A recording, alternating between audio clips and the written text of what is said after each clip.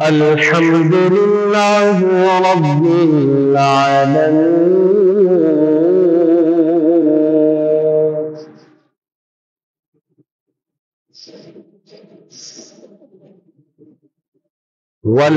والعاقبة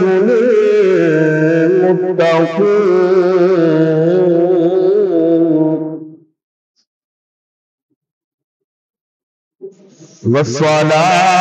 والصلاة والسلام على أشرف الأنبياء والمرسلين أما بعد فأعوذ بالله من الشيطان الرجيم بسم الله الرحمن الرحيم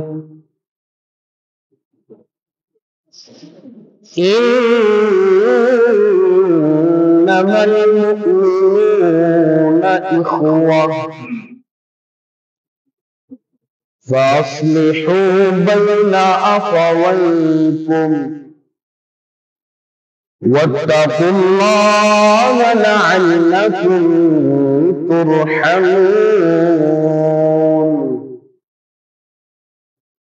آمنت بالله صدق الله العظيم وبلغنا رسوله النبي الكريم الأمين إن الله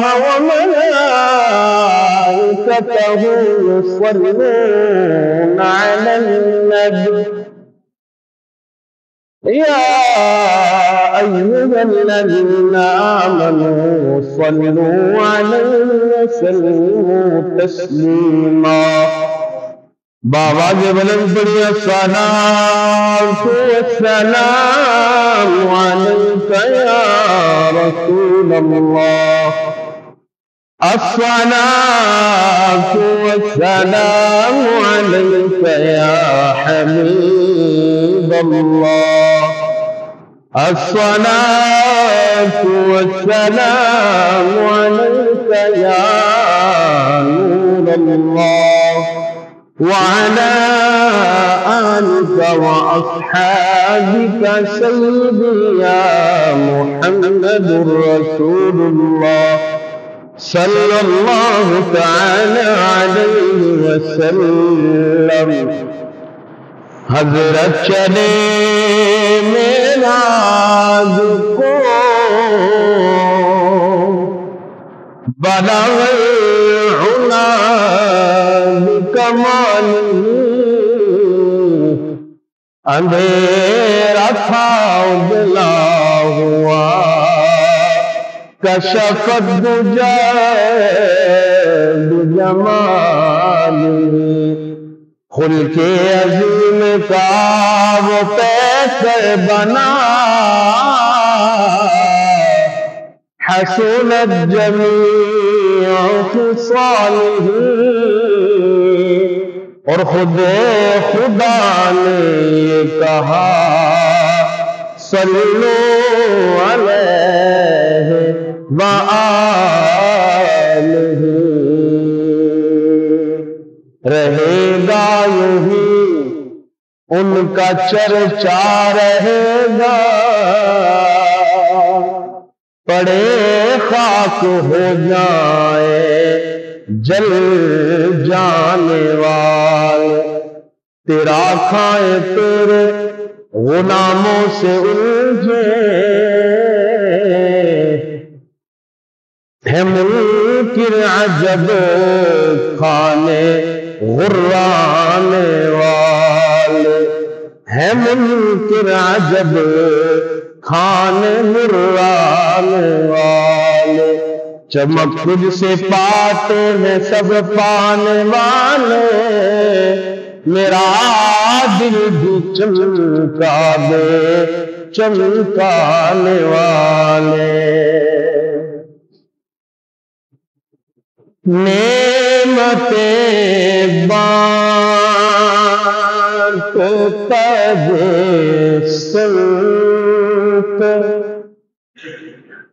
وہ ذیشان گیا نعمتیں بانٹتا جس صرف وہ ذیشان گیا ساتھ ہی منشی رحمت کا قلم دان گیا ساتھ ہی منشی رحمت کا قلم دان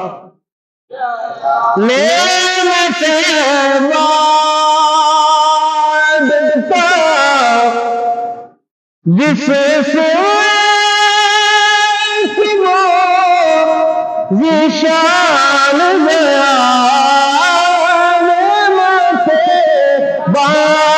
بانٹتا جس سے وہ ذیشان گیا ساتھ رحمت کا قلم ساتھ منشی رحمت کا قلم خبر جلد سے غیروں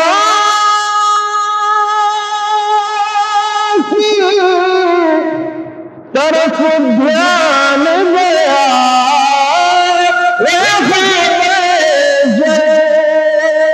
دیکھے غیروں کی طرف دھیان گیا میرے مولا میرے آقا میں تیرے قربان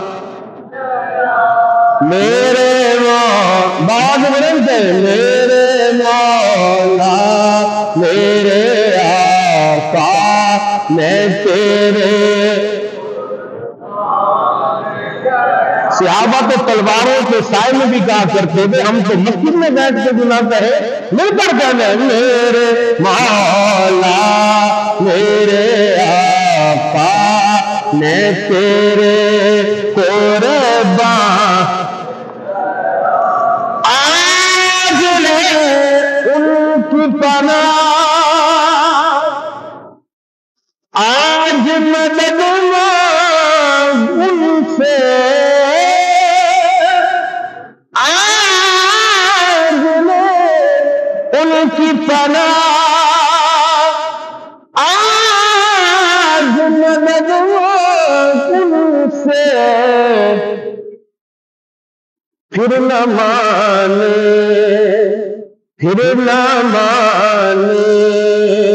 یہ قیامت میں اگر تو مان گیا پھر نہ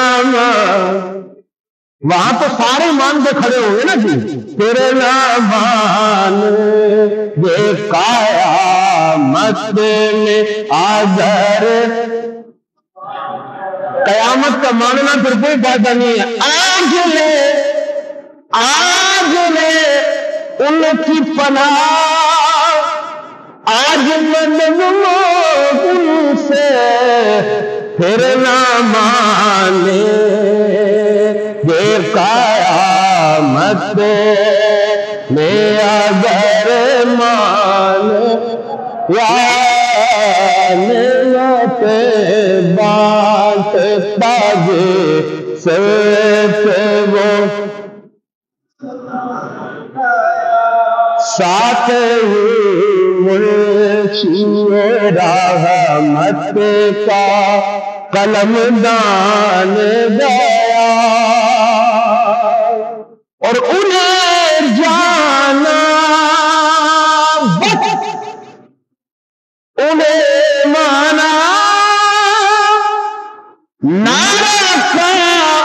غیر سے کیا انہیں جانا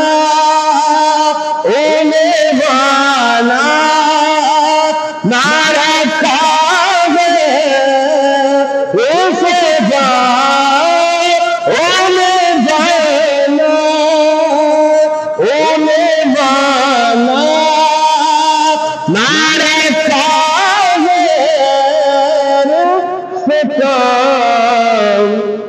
للہ الحمد میں دنیا سے مسل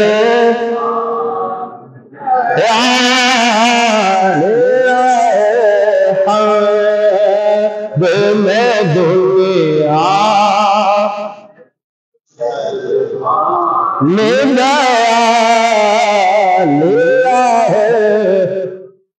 مسلمان جاننا چاہتے ہیں نا دنیا سے، بس انہیں جانا انہیں مانا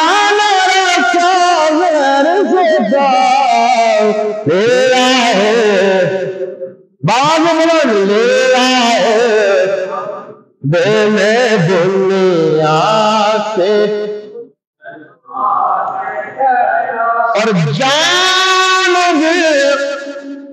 ہو شخرت سب کو مدینے پہنچے جانو ہو شخرت سب کو مدینے پہنچے تم نہیں چلتے رضا سارا تو سامان گیا تم نہیں چلتے جان دل ہو شخرت سب مدینے پہنچے تم نہیں چلتے رضا سارا تو سامان گیا نعمت بانٹتا جس سمت وہ بھی شان گیا ساتھ ہی منشی رحمت کا قلم گیا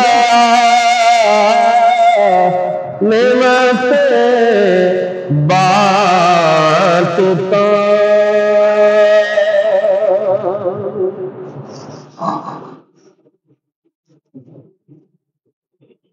اللہ پاک کی بے پایاں حمد و صلات سرور کائنات فخر موجودات امام الانبیاء سید انس و جاں والی کون و مکان شافع یوم جزا حضرت محمد مصطفیٰ احمد مجتبی صلی اللہ تعالی علیہ وآلہ واصحابہ واہل بیتہ وازواجہ وبارک وسلم کی پاک بارگاہ میں بے حد درود و سلام کے بعد میں آیت اللہ کے سب اعزاز و تکریم نمازی بھائیو السلام علیکم ورحمۃ اللہ وبرکاتہ۔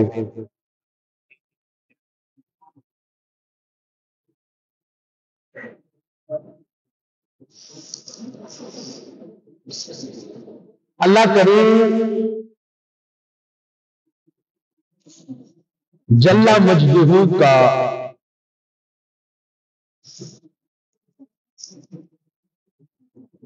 عظیم احسان ہے، بڑا کرم ہے،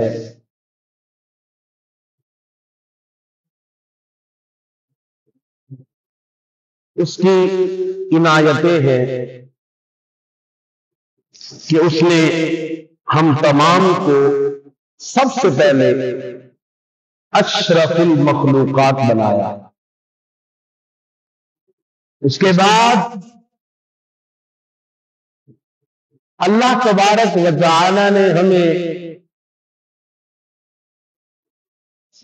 اپنے پیارے محبوب صلی اللہ علیہ وآلہ وسلم کا امتی بنایا ہے. کہنا سبحان اللہ.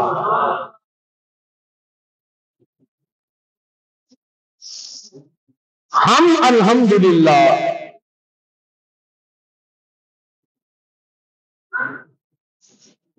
سرکار دو عالم نور مجسم شفیع معظم صلی اللہ تعالی علیہ وآلہ واصحابہ وبارک وسلم کے امتی ہے. ہم سرکار کا کلمہ پڑھنے والے ہیں اور الحمدللہ یہ بھی اعزاز ہے کہ ہم سرکار کا کلمہ پڑھنے کے ساتھ ساتھ سرکار کا میلاد بھی پڑھنے والے ہیں.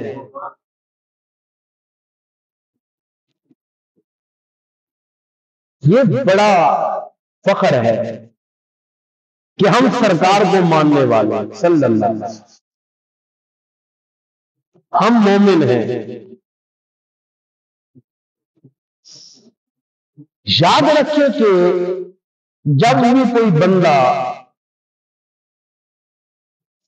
کلمہ پڑھ کے مسلمان ہو جاتا ہے اس پر دین کے تمام حقوق، دین کے تمام فرائض، دین کی تمام عبادات فرض ہو جاتی ہیں اور ممنوعات سے بچنا بھی فرض ہو جاتا ہے.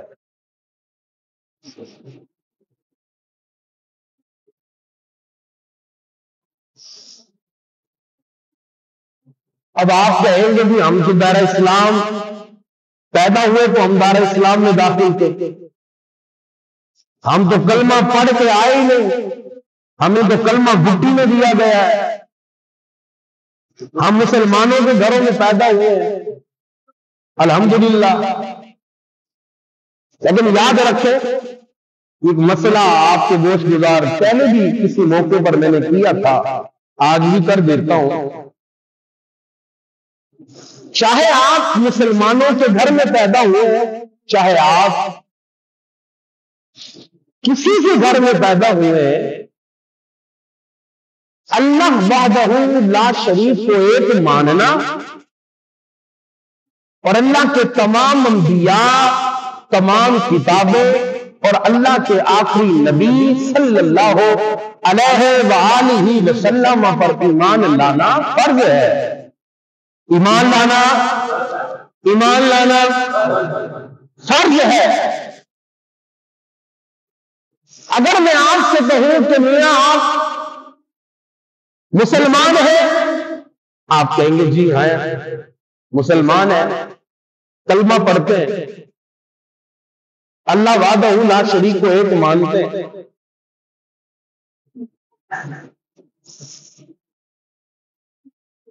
اب سوال ہو کہ آپ کیوں مسلمان ہیں؟ جواب یہ آئے کہ اس لیے مسلمان ہے کہ میرے ابا جی مسلمان تھے، اس لیے مسلمان ہے کہ اماں جی مسلمان ہے، اس لیے مسلمان ہے کہ دادا جی مسلمان تھے، نانا جی مسلمان تھے. ہم تو اس لیے مسلمان ہیں کہ اپنے آباء و اجداد کو اسلام پر دیکھا.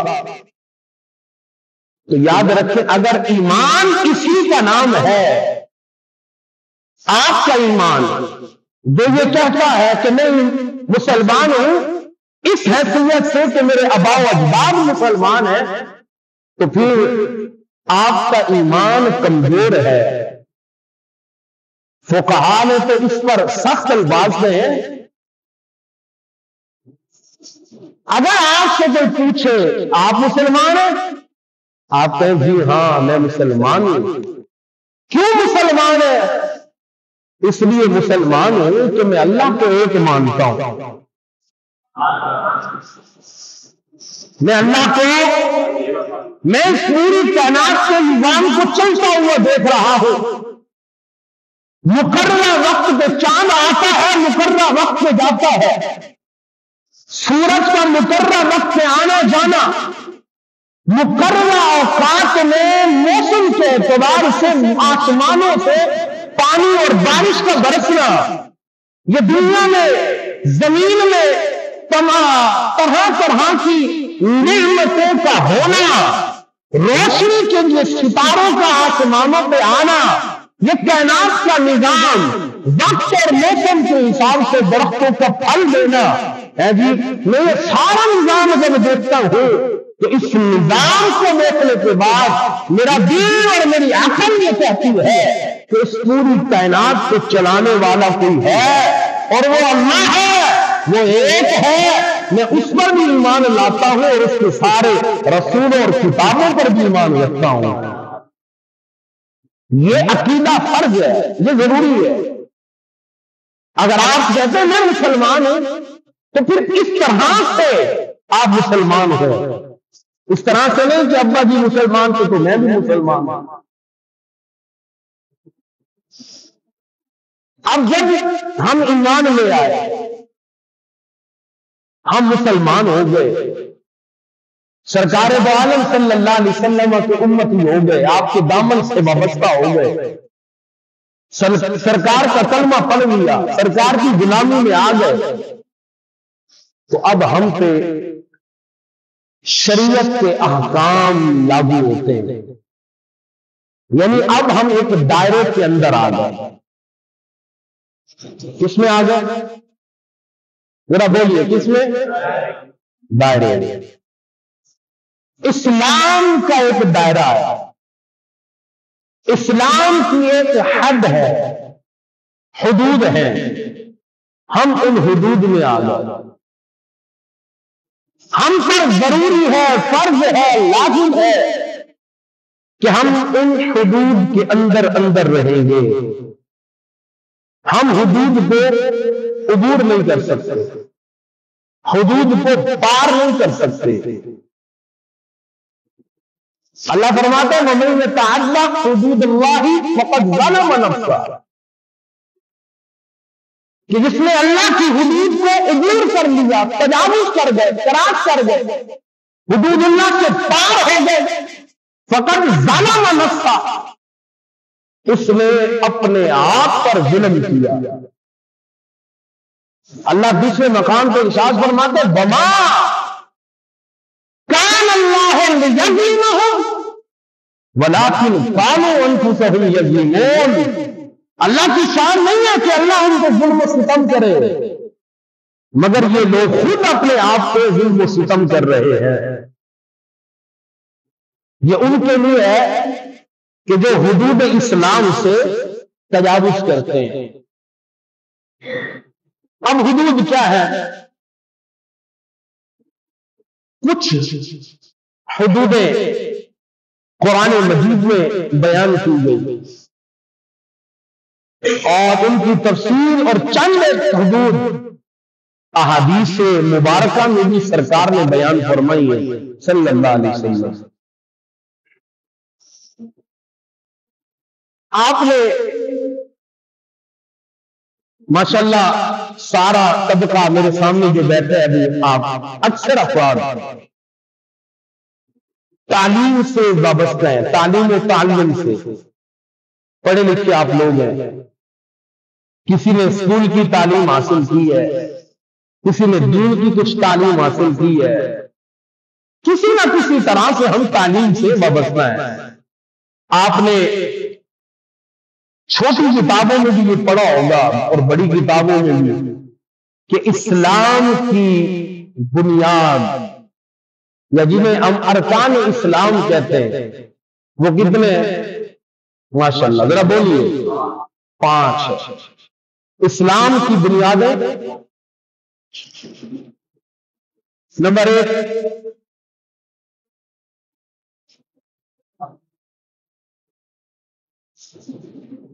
ہم یہاں جو ہے نا وہ یہودیوں سے لڑائی کی باتیں کرتے ہیں، ہم یہاں کفار سے مقابلے کی باتیں کرتے ہیں، ہم کہتے ہیں کہ ہم جو ہے نا وہ سلطان صلاح الدین ایوبی کی نسل ہے، ہم کہتے ہیں کہ ہم نور الدین زنگی کے ماننے والے ہیں، ہم کہتے ہیں کہ ہم شیخ عبد القادر جیلانی کے ماننے والے ہیں، ہم کہتے ہیں کہ ہم امام احمد رضا کے ماننے والے ہیں۔ ہم ابو بکر عمر عثمان و علی رضوان اللہ تعالی علیہ مجمعین کے ماننے والے ہیں، اور ہمیں اسلام کی بنیادیں نہیں آ رہی۔ افسوس ہے۔ یعنی میں بالکل سطحی گفتگو کر رہا ہوں، بالکل ابتدا ہے یہ اسلام کی بنیاد۔ یعنی ایک کاریگر جب عمارت کو تیار کرتا ہے، ایک عمارت کھڑی کرتا ہے، اسے اندازہ ہی نہیں ہے کہ بنیادیں کس طرح ڈالنی ہے، میں نے بنیادیں مضبوط رکھی ہوئی ہے یا نہیں۔ ایمان سے بتائے وہ عمارت کو کھڑا کر سکے گا؟ اچھا اگر کھڑے کر گئی تو نتیجہ کیا ہوگا؟ تباہ کیسے؟ تو ہم جس بنیاد پہ اپنے پورے دین اور اسلام کی عمارت کو کھڑے کر رہے ہیں، کرتے کرتے کسی کے سفید بال ہو گئے، کسی کی عمر جو ہے وہ 30 تک پہنچ گئی، کوئی 20 کا بیٹا ہے، کوئی 25 کا بیٹا ہے، عمارت کو ہم کھڑی کرتے جا رہے ہیں، ہمیں بنیادوں کا ہی پتہ نہیں، ہمیں اندازہ نہیں ہے کہ یہاں سیمنٹ کتنے ڈالنی ہے، سیمنٹ ڈالنی کون سی ہے، عمارت بنا کس چیز کا نام ہے، تو پھر ہم کون سی عمارتیں کھڑے کر رہے ہیں؟ اللہ اکبر۔ اسلام کے ارکان 5 ہیں۔ اسلام کے ارکان نمبر 1 جی سمجھ نہیں آئی؟ چلے نماز آ گئی ماشاءاللہ۔ ایک بنیاد اسلام کی یہ بھی ہے۔ دوسری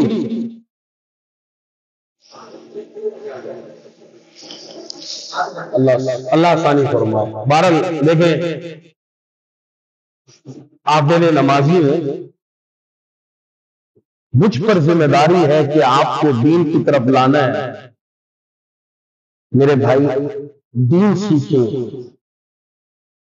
یہ بنیادی باتیں آج کل ماشاءاللہ ہم جو ہے نا وہ گھنٹے جو ہے وہ فیس بک اور ٹک ٹاک پہ ضائع کرتے ہیں۔ دفتر گئے فارغ ہوئے، یہی ہوتی ہے نا کیفیت، ایک ویڈیو دے دی گئی اوپر، دوسری تیسری چوتھی پانچ۔ کاش ہم اسی کو گوگل پہ یوز کرتے اور ہم لکھتے کہ اسلام کی بنیادیں کون سی ہے، تو سامنے آ جاتا کیا کیا ہے۔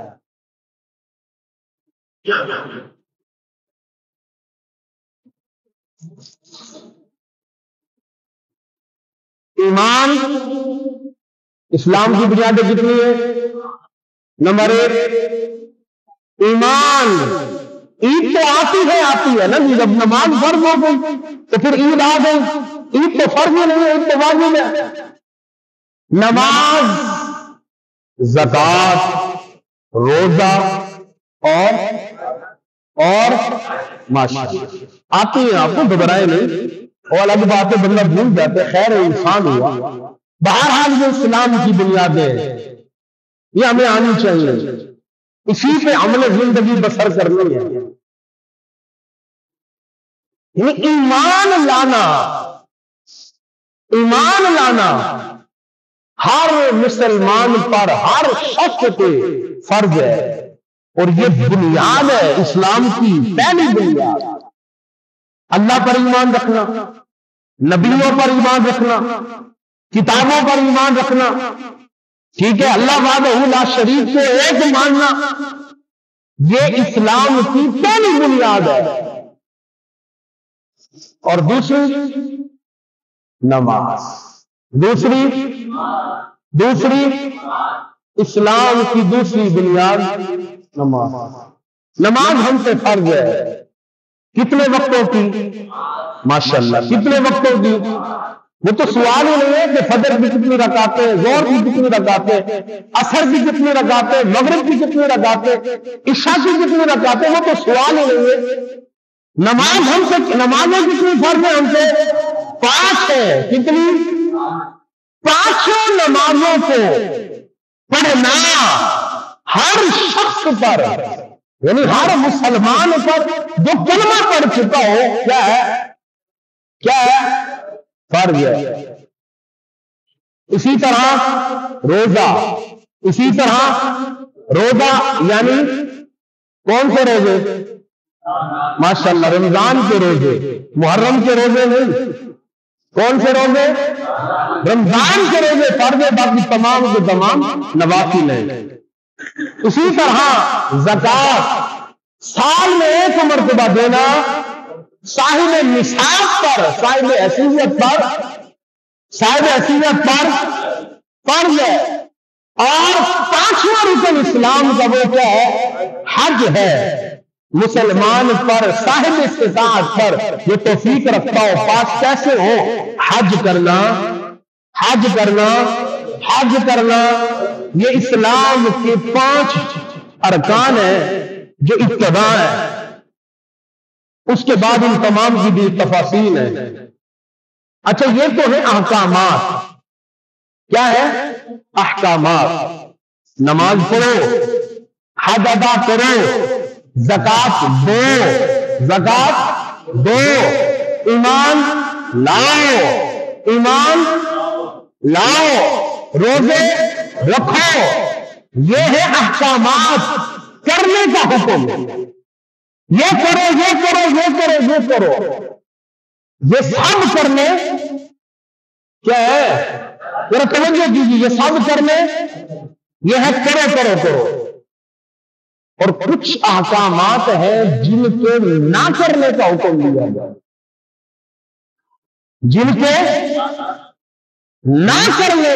دیا گیا،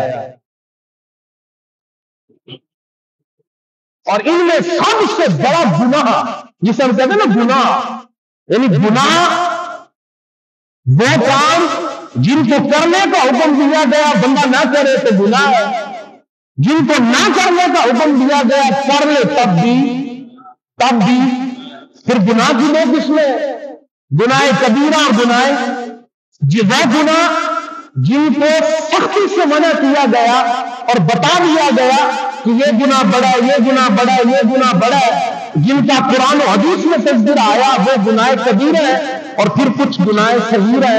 میں وہ بھی تفصیل بیان کرتا ہوں کون سے کبیر ہے کون سے صغیر ہے۔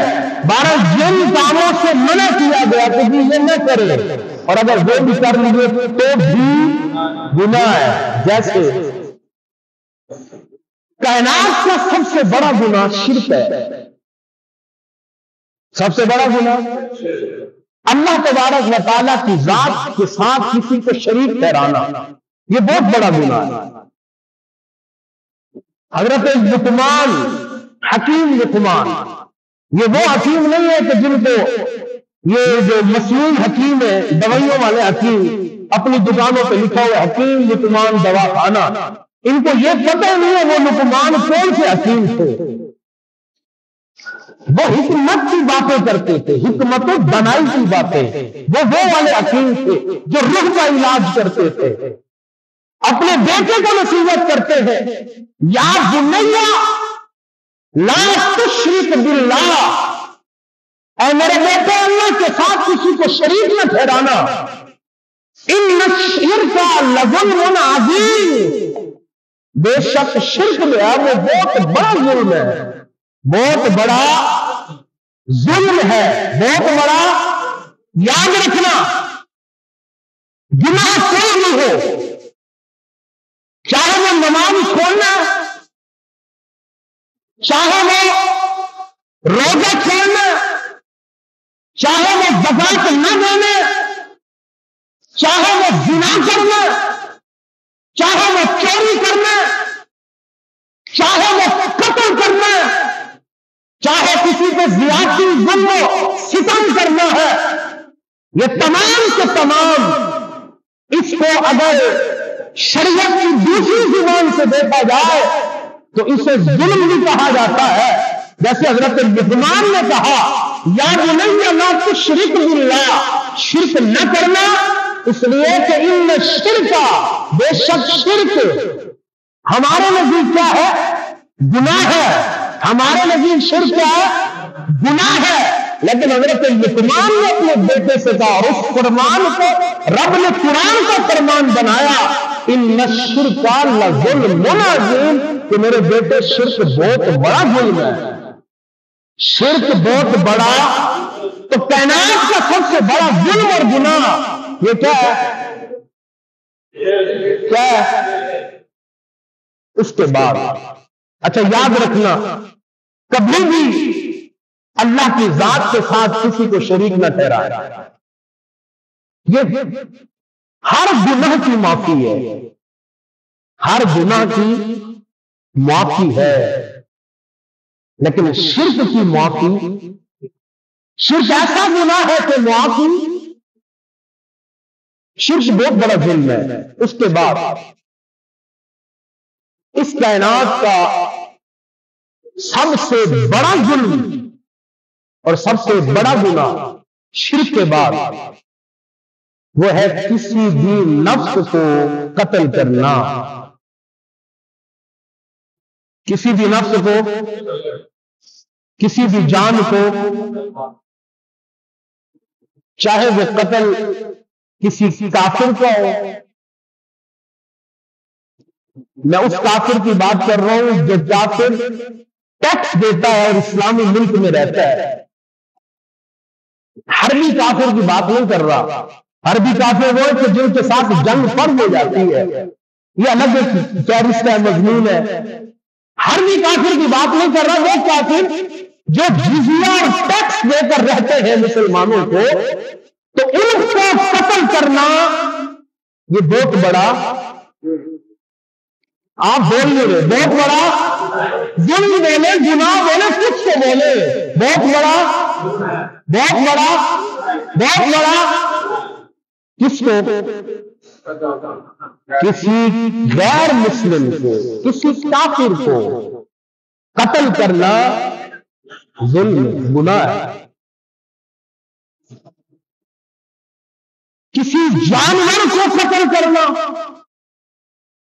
انسان کی بھی بات نہیں کر رہا، کسی جانور کا قتل کرنا بھی بہت دور ہے نا، بہت دور۔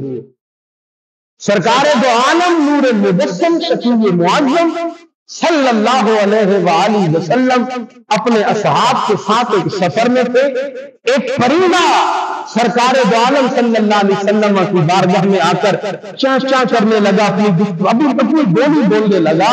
سرکار دو عالم صلی اللہ علیہ وسلم، اللہ نے جن کو ہر کسی کی بولی عطا فرمائی ہے، سرکار ہر بولی سمجھتے بھی ہے، سنتے بھی ہے، اور سن سمجھ کر جواب بھی ساتھ فرماتے ہیں۔ یہ نہیں ہے کہ سرکار اگر عربی تھے تو ہم غلاموں کی زبانیں نہیں سمجھتے، سرکار اگر عربی تھے تو ہم غلاموں کے دکھڑے اور غم نہیں سنتے، نہ، بلکہ رب نے میرے نبی کو تمام کائنات کے خزانے، علم کے خزانے عطا فرمائے ہیں۔ سرکار انسانوں کی بھی بولی سمجھتے ہیں، جانوروں کی بولی بھی سمجھتے ہیں، یہاں تک کہ سرکار ان پتھروں کی بولی سے سمجھتے ہیں۔ تو پرندوں نے آ کر سرکار کے ارد گرد اب اپنی بولی میں اپنی انداز میں گفتگو کرنے لگا۔ سرکار دو عالم صلی اللہ علیہ وسلم نے اپنے اصحاب سے کہا، اے میرے صحابہ، اس پرندے کو کس نے تکلیف دی ہے؟ صحابہ نے عرض کی، یا رسول اللہ صلی اللہ علیہ وسلم، ہم اس کو بھلا کیوں تکلیف دیں گے؟ ہم نے تو اس کو تکلیف نہیں دی۔ سرکار دو عالم صلی اللہ علیہ وسلم نے فرمایا، یہ پرندہ مجھ سے شکایت کر رہا ہے، یہ پرندہ مجھ سے شکایت کر رہا ہے، یہ پرندہ مجھ سے شکایت کر رہا ہے، یا رسول اللہ، آپ کے اصحاب میں سے فلاں نے میرے بچوں کو اٹھا لیا ہے۔ سرکار نے فرمایا، اس کے بچوں کی وجہ سے تم نے اسے تکلیف دی، خدایا اس کو تکلیف نہ دو، اس کے بچے اسے واپس کرو۔ جو نبی ایک پرندے کی تکلیف کو سرکار برداشت نہیں کر سکتے، وہ سرکار پھر انسان کی تکلیف، وہ بھی انسان وہ کہ جو انہی کا کلمہ پڑھتا ہو، وہ انسان وہ جو ان کی غلامی میں آتا ہو، وہ انسان وہ کہ جو ان سے امتی ہونے کا دم بھرتا ہو تو کسی مسلمان کو تکلیف دینا بلا بتائیں سرکار برداشت کر سکتے ہیں؟ سرکار دو عالم نور مجسم شفیع معظم صلی اللہ علیہ وسلم نے اپنے ایک صحابی کو دیکھا کہ آپ جو ہے وہ اپنے غلام وہ ذات ہوتی ہے کہ جو آپ کا خریدا ہوا ہے، آپ اس میں آپ کو اختیار ہے، آپ کچھ نہیں کر سکتے ہیں، لیکن سرکار دو عالم صلی اللہ علیہ وسلم نے آپ نے جب دیکھا کہ آپ کا ایک صحابی ایک اپنے غلام کو ڈانٹ پیٹ کر رہے تھے، سرکار نے فرمایا اے عبداللہ اس پہ رحم کرو، اے عبداللہ اس پہ رحم کرو، اے عبداللہ اس پہ رحم کرو۔ صحابی نے عرض کی یا رسول اللہ کتنا رحم کرو؟ فرمایا جتنا خدا تم پہ رحم کرتا ہے، جتنا خدا رحم کرتا ہے اس پہ اتنا رحم کرو۔ سرکار دو عالم صلی اللہ علیہ وسلم اس طرح جو ہے وہ غلاموں کی تکلیف ایک صحابی حضور کی بارگاہ میں یا رسول اللہ صلی اللہ علیہ وسلم میرا اونٹ ہے کہ وہ کسی کی پکڑ میں نہیں آتا، میرا اونٹ ہے کہ وہ جو قریب جاتا ہے مارتا ہے۔ سرکار دو عالم صلی اللہ علیہ وسلم تشریف لے گئے، جب اونٹ نے سرکار کو دیکھا سر قدموں میں جھکا دیے، سرکار دو عالم صلی اللہ علیہ وسلم کی قریب ہے، سرکار نے پیار والا شفقت والا ہاتھ پھیرا، سرکار دو عالم صلی اللہ علیہ وسلم کافی دیر ہاتھ پھیرتے رہے، اور پھر سرکار دو عالم صلی اللہ علیہ وسلم نے اپنے اس صحابی سے کہا اے صحابی تم اس میں ظلم و ستم کر رہے ہو؟ یا رسول اللہ وہ کیسے؟ کہا یہ تمہاری شکایت کر رہا ہے کہ آقا یہ مجھ سے کام بہت لیتے ہیں مگر کھانا بہت کم دیتے ہیں۔ سرکار نے فرمایا نہیں، تکلیف نہیں دو، تکلیف ایک جانور تکلیف برداشت نہیں کر سکتا،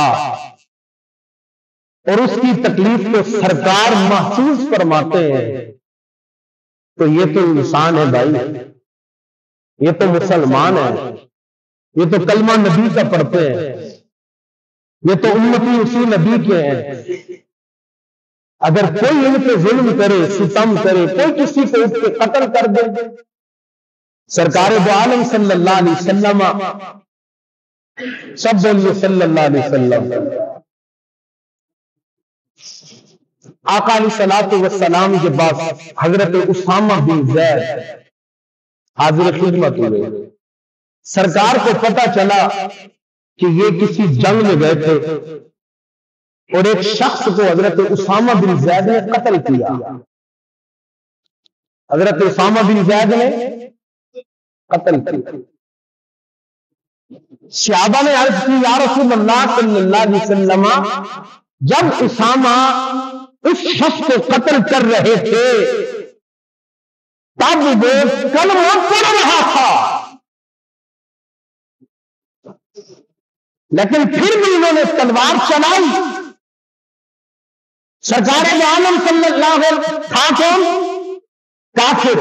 میں آپ کو خاکہ دینا چاہ رہا ہوں، تھا کون؟ تلوار اٹھائی حضرت اسامہ بن زید میں، جنگ کے میدان ہے، جنگ کے میدان میں وہ کھڑا تلوار اٹھائی اور اس نے زبان سے کہا لا الہ اشہد ان لا الہ الا اللہ واشہد ان محمد عبدہ ورسولہ۔ اے اسامہ مجھے قتل نہ کرو، میں اللہ پر بھی ایمان رکھتا ہوں، رسول اللہ پر بھی ایمان رکھتا ہوں، قتل نہ کرو۔ لیکن حضرت اسامہ بن زید نے تلوار ماری اور قتل کر دیا۔ سرکار عالم صلی اللہ علیہ وسلم کی بارگاہ میں جب یہ قافلہ پہنچا، سرکار نے حضرت اسامہ بن زید سے پوچھا اے اسامہ جب وہ کلمہ پڑھ رہا تھا تو تم نے قتل پھر کیوں کیا؟ عرض کی یا رسول اللہ صلی اللہ علیہ وسلم وہ تو تلوار سے خوف سے کلمہ پڑھ رہا تھا۔ سرکار نے فرمایا کیا تم نے اس کا دل چیر کے دیکھا؟ کیا تم نے اس کا دل چیر کے دیکھا کہ وہ دل سے کلمہ نہیں پڑھ رہا تھا؟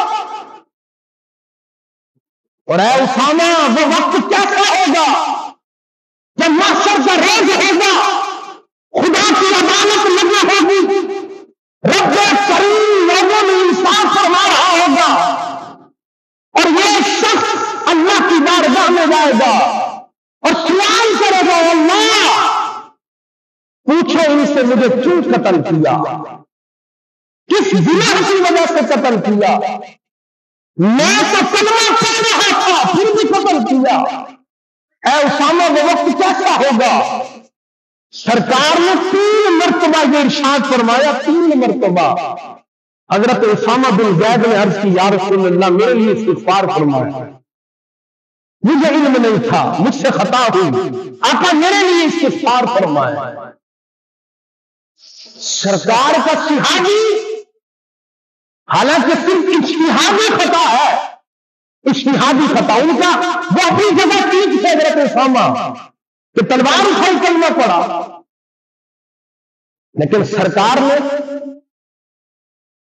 انسانی جان کی حرمت کو بیان کیا۔ اور سرکار کا دوسرا فرمان ہے، سرکار دو عالم صلی اللہ علیہ وسلم فرماتے مظلوم مقتول قیامت کے دن اللہ کی بارگاہ میں پیش ہوگا اور اللہ سے عرض کرے گا، مولا اس نے مجھ پر ظلم کیا، اس نے مجھ پر، اچھا وہ ظلم کسی طرح کا بھی ہو، اس نے مجھ پر ظلم کیا، اے اللہ اس سے پوچھ اس نے مجھ پر کیوں، کس وجہ سے ظلم کیا، اس نے مجھے کیوں قتل کیا۔ اور پھر ان بطش ربک، یاد رکھے ہر گناہ کی سزا ہے، ہر گناہ کی سزا ہے، ہر گناہ کی، لیکن کچھ گناہوں کی سزا قبر میں ملتی ہے، کچھ گناہوں کی سزا آخرت میں ملے گی، لیکن ظلم اتنا بڑا گناہ ہے کہ اللہ دنیا میں ہی عذاب دیتا ہے، دنیا میں ہی سزا دیتا ہے، ظلم نہیں چھوڑتا۔ آپ واقعہ کربلا دیکھ لیں، قاتلین امام حسین کے ساتھ کیا ہوا؟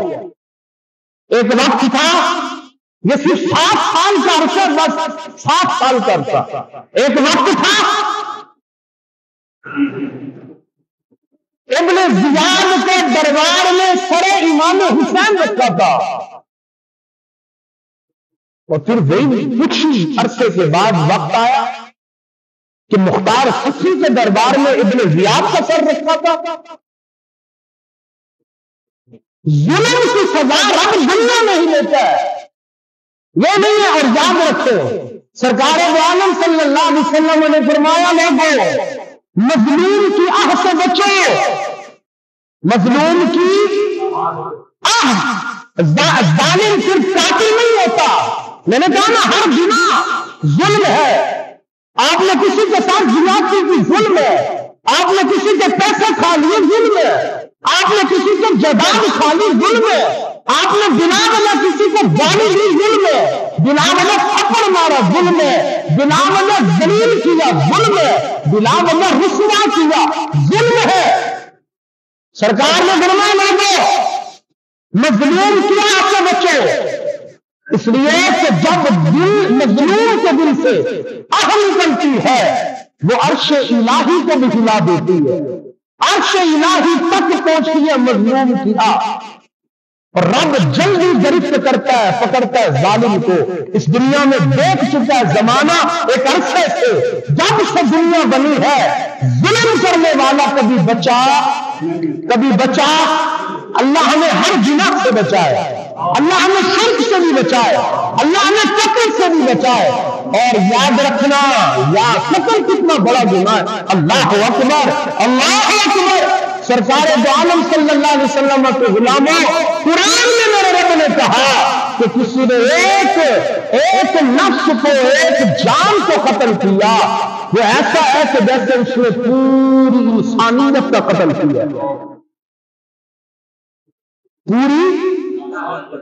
اللہ ہمیں ہر گناہ سے بچائے، کہیے آمین۔ اور اللہ ہمیں اسلام پر قائم رکھے، اللہ ہمارے اسلام کی، اسلامی شعائر کی، مساجد و مدارس کی حفاظت فرمائے، اللہ ہمارے اس پیارے وطن کی حفاظت فرمائے، اللہ ہمارے اس پیارے وطن کو اسی طرح بلکہ اس سے بھی بہتر چمکتا دھمکتا رکھے، اللہ کا قیامت اس ملک کو شاد و آباد رکھے، تو آمین، باواز بلند کا آمین۔ جہاں پر مسلمانوں پہ ظلم ہو رہا ہے پوری دنیا میں، چاہے وہ یہود کر رہے ہیں یا کوئی کر رہا ہے، اللہ تمام مسلمانوں کو ظالموں کے ظلم سے بچائے، اللہ تمام مظلوموں کو ظالم کے ظلم سے بچائے، اللہ اس ملک کی حفاظت فرمائے، اللہ مسلمانوں کی حفاظت فرمائے، وما توفیقی الا باللہ۔